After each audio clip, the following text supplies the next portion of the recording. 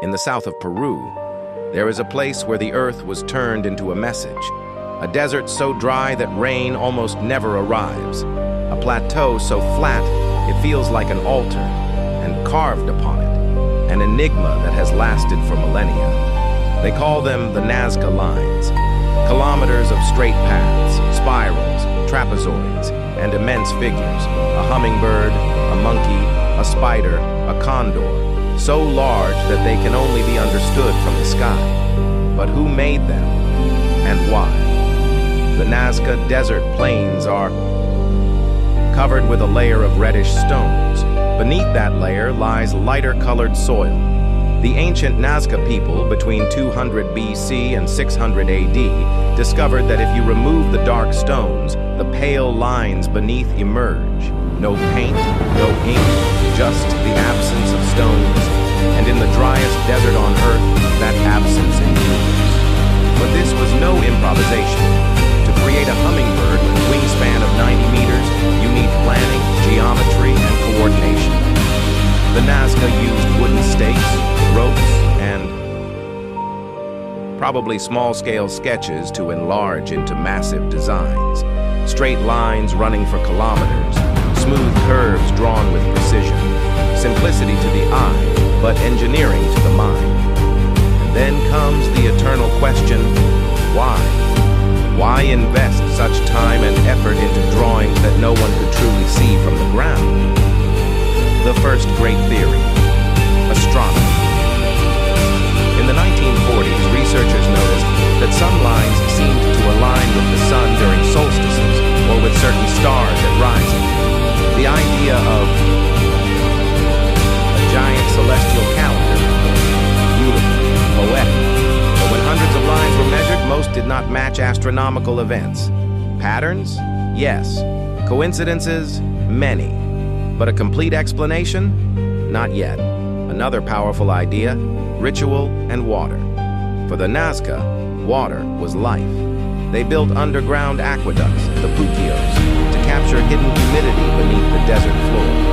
Many archaeologists now believe the lines were ritual walkways, paths for processions, dances, offerings, spirals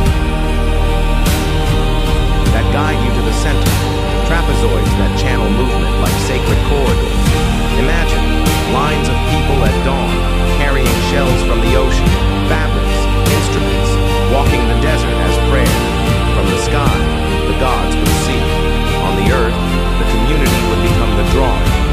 Others propose a shamanic vision, geometric patterns and animal spirits seen during trance engraved onto the earth. The hummingbird as messenger, the spider as weaver of destiny, the monkey as symbol of chaos and fertility, the condor as lord of the sky.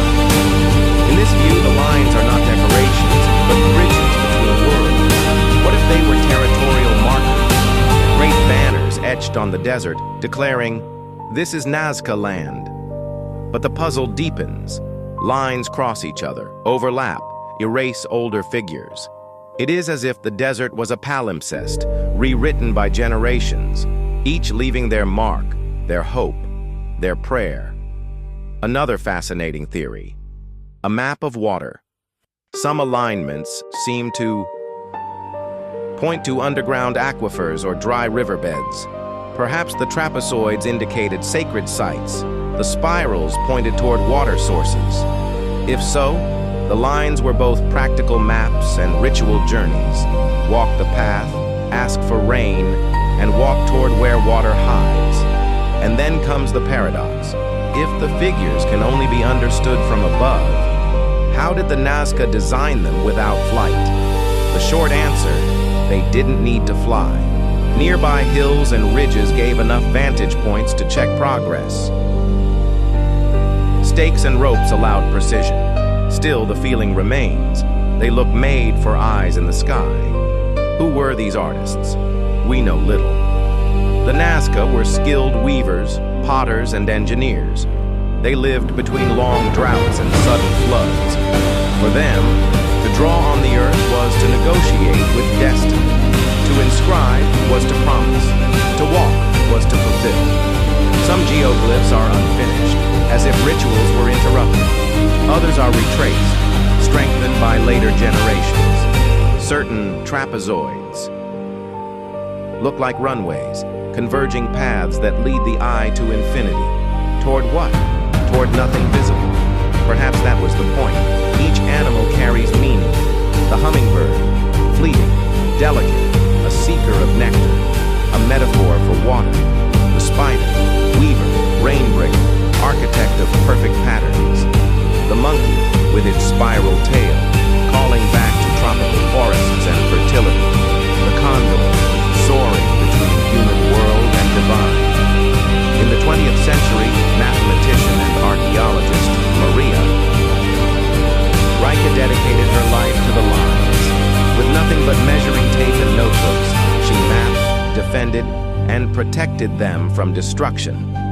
Without her, highways and urban expansion would have erased much of what remains today. Yet threats continue. Trucks, tourists, modern footprints. The lines survive on absence, fragile as dust. And so the last mystery remains.